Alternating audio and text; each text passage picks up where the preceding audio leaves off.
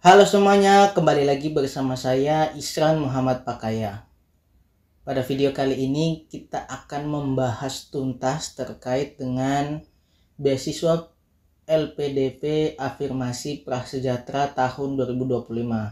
Jadi per hari ini teman-teman, beasiswa LPDP tahap 1 tahun 2025 sudah dibuka pendaftarannya. Nah, bagaimana sih ketentuan untuk pendaftaran beasiswa prasejahtera? Jadi teman-teman tahu ada berbagai macam jenis beasiswa LPDP. Nah, yang akan kita bahas hari ini adalah beasiswa prasejahtera. Kalau kita baca lebih lanjut, beasiswa prasejahtera adalah program beasiswa yang diperuntukkan bagi kelompok masyarakat dari keluarga prasejahtera untuk melanjutkan studi jenjang pendidikan magister yang terdaftar dan aktif.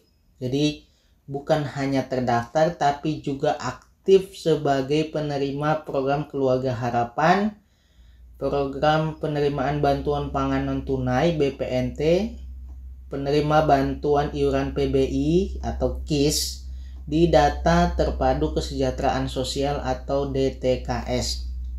Jadi masih banyak yang bertanya ke saya sudah terdata di DTKS atau sudah terdaftar di DTKS tapi tidak menerima bantuan apapun, apakah bisa mendaftar?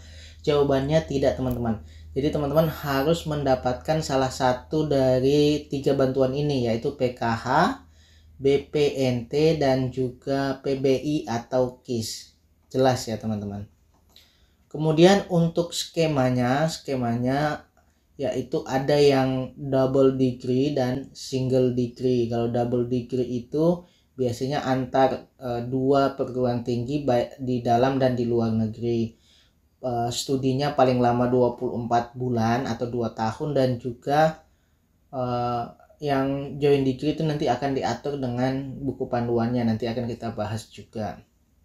Kemudian untuk pendaftaran ada 2, yaitu yang sudah ada LOA dan juga yang non LOA. Jadi LOA ini bisa teman-teman dapatkan yaitu dengan cara teman-teman diterima dulu di kampus, nanti kampus akan mengeluarkan bukti bahwasannya teman-teman sudah diterima di kampus tersebut. Itulah LOA unconditionalnya. Kemudian teman-teman yang pendaftar non LOA itu bisa memilih 3 perguruan tinggi baik dalam maupun luar negeri. Jadi kalau teman-teman cari beasiswanya dulu, berarti teman-teman siapkan list 3 PT. Kalau teman-teman dalam ya list PT-nya apa saja, misal UGM, UI, dan IPB. Kalau luar negeri terserah teman-teman mau universitas mana saja, bebas lintas antar negara.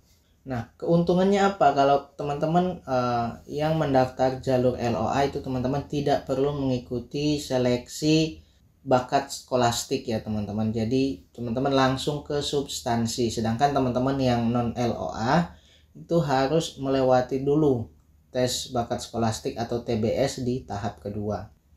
Kemudian pendaftar beasiswa prasejahtera dapat memilih perguruan tinggi tujuan atau prodi dengan ketentuan hanya memilih 1 perguruan tinggi tujuan, yaitu dengan mengunggah LOA. Jadi kalau yang sudah ada LOA itu ya cuma 1 pilihannya. Jadi ya yang sudah pasti itu teman-teman masukkan namanya. Nah, apa saja sih komponen yang akan teman-teman berikan jika teman-teman mendaftar melalui jalur afirmasi ini? Tentu yang pertama adalah pendidikan. Jadi dana pendidikan ini terdiri dari dana pendaftaran. Ini sifatnya reimburse ya, biasa teman-teman bayarkan dulu, nanti setelah keterima LPDP-nya bisa teman-teman klaim. Kemudian SPP ini dibayarkan langsung ke rekening kampus sesuai dengan tagihan kampus. Kemudian tunjangan buku ini akan diberikan 1 tahun 1 kali. Kemudian tesis ini akan diberikan lump sum ya, yaitu sebesar 20 juta. Kemudian seminar internasional maksimal ada ya, ini ada maksimalnya. Kemudian publikasi jurnal internasional untuk Q1 dan Q2.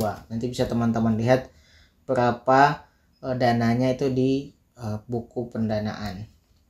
Kemudian dana pendukung itu dana transportasi diberikan tiket awal berangkat dan saat pulang, jadi diberikan semuanya. Kemudian visa buat teman-teman yang luar negeri, ini asuransi kesehatan kalau dalam negeri BPJS kelas 1 ya.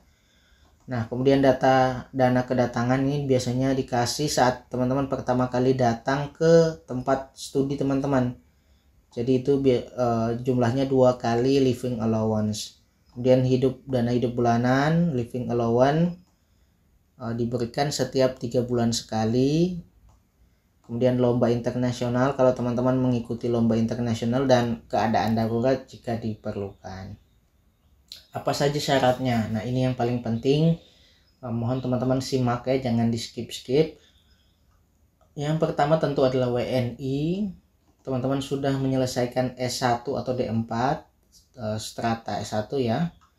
Kemudian pendaftar yang telah menyelesaikan studi S2, jadi kalau teman-teman sudah S2 nih, posisinya sudah selesai, tidak diizinkan lagi untuk mendaftar di program magister ya, karena afirmasi ini cuman hanya untuk magister, yang doktorannya tidak ada.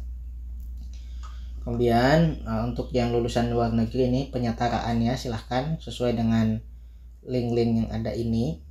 Kemudian pendaftar yang sedang menempuh studi atau ongoing dapat mendaftar dengan ketentuan mendaftar pada program studi atau PT yang berbeda. Kalau teman-teman mau daftar, artinya teman-teman daftar di kampus yang berbeda. Misal sekarang teman-teman kuliah di UGM, teman-teman bisanya mendaftar lagi di luar kampus UGM.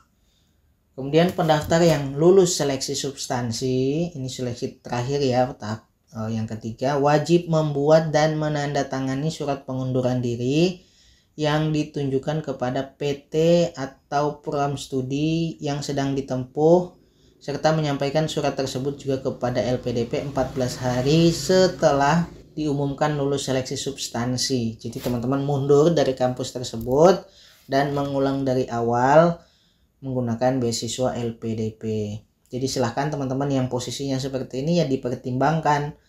Kalau sudah posisinya mengerjakan tesis ya sayang kan, tapi kalau masih semester 1 atau 2 mungkin masih bisa dipertimbangkan. Kemudian pendaftar wajib menyerahkan surat pemberhentian resmi dari prodi atau PT sebelum penandatanganan surat pernyataan penerima beasiswa. Ini biasanya sebelum teman-teman melakukan perkuliahan. Bagi pendaftar yang lulus seleksi substansi dan tidak memenuhi ketentuan di atas, maka status beasiswanya akan dibatalkan. Jelas ya teman-teman, akan dibatalkan. Kemudian bagi pendaftar yang menyelesaikan studi dan mendapat gelar sebelum pengumuman seleksi substansi, maka LPDP dapat membatalkan statusnya sebagai calon penerima beasiswa. Ini untuk yang dokter spesialis dan subspesialis sama ya, ini bisa mendaftar tapi ya tetap harus keluar.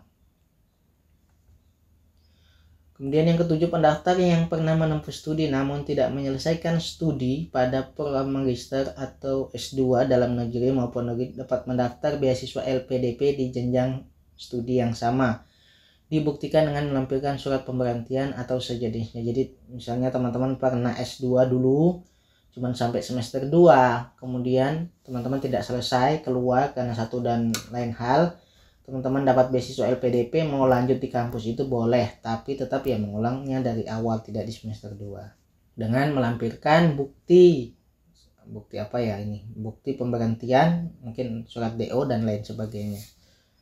Kemudian melampirkan surat rekomendasi sesuai dengan persyaratan masing-masing program yang diterbitkan paling lama 1 tahun di bulan yang sama dengan waktu pendaftaran beasiswa. Surat rekomendasi dapat disampaikan dengan 2 cara, yaitu menggunakan online form. Jadi teman-teman memasukkan nama rekomendasi, instansi, jabatan, email aktif, dan nomor handphonenya.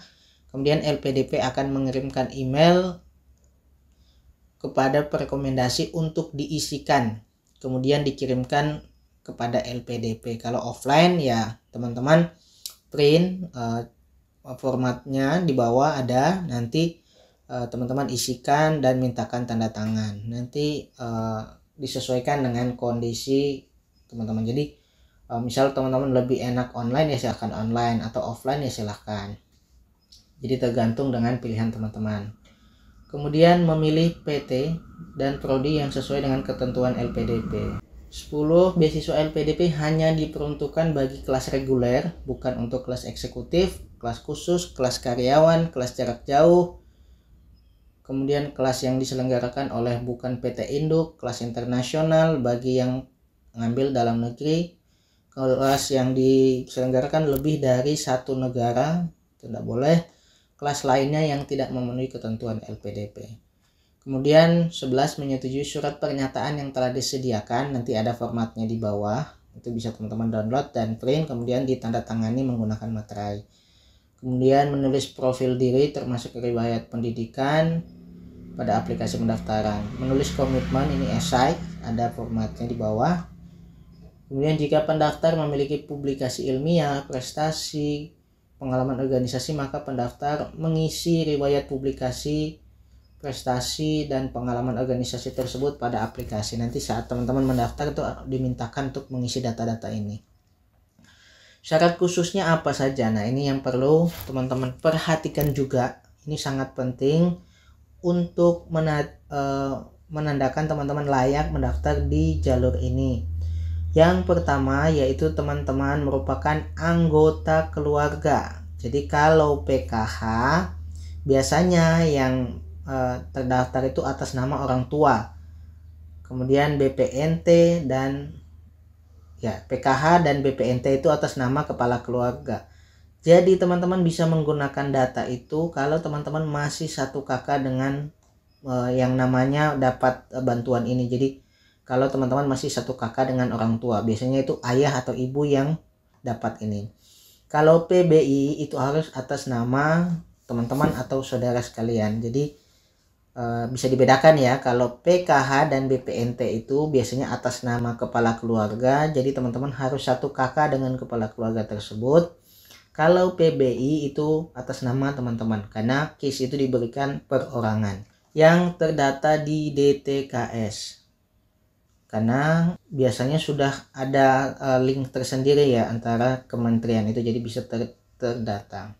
Kedua, pendaftar tercantum pada kartu keluarga penerima PKH, BPNT atau PBI yang saya sampaikan tadi ya.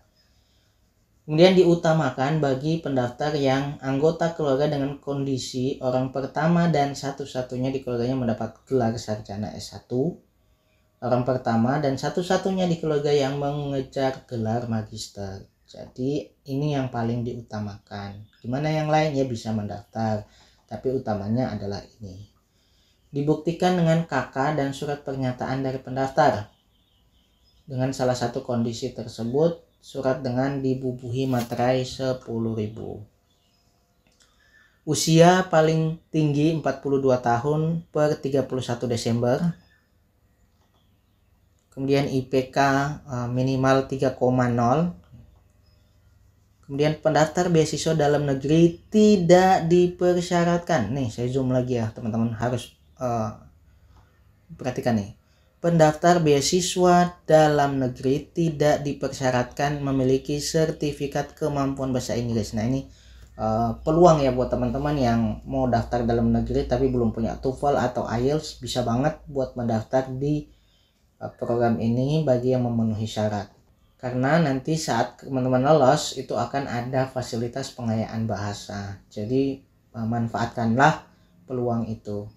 Kemudian untuk pendaftar luar negeri itu wajib mengunggah sertifikat kemampuan bahasa yang diterbitkan 2 tahun terakhir ya, terhitung paling lama 24 Maret 2025. Bisa IELTS, TOEFL, Duolingo, PTE, ETS, TOEFL dan lain sebagainya. Untuk skornya yang luar negeri ITP minimal 500 dan IELTS itu 6,0. Melampirkan surat rekomendasi dari tokoh masyarakat atau akademisi. Kalau teman-teman yang sudah kerja ya bisa dari atasan.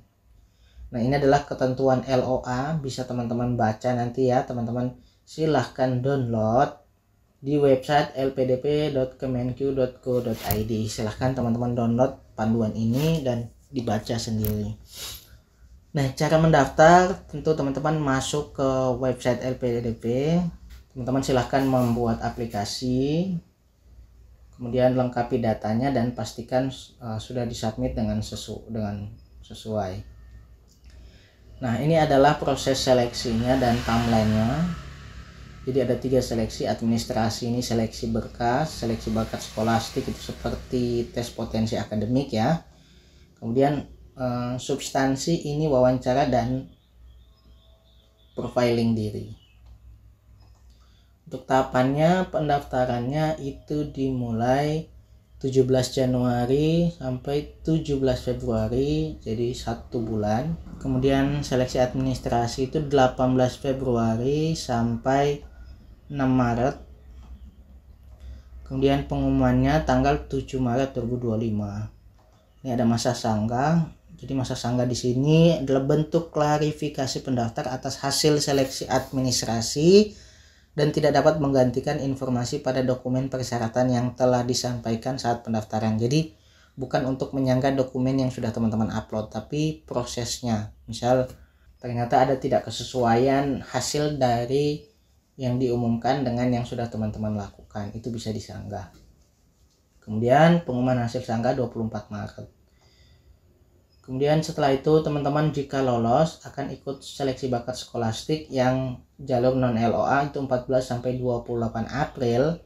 Tapi kalau teman-teman yang menggunakan LOA itu akan langsung ke seleksi substansi yaitu 6 Maret. Jadi lumayan ya, 1 bulan teman-teman untuk selanjutnya mengikuti seleksi lagi. Hasil untuk seleksi bakat skolastik itu di 2 Mei. Kalau teman-teman lolos lagi akan ikut bersama teman-teman yang LOA itu mengikuti seleksi substansi di 6 Mei sampai 5 Juni.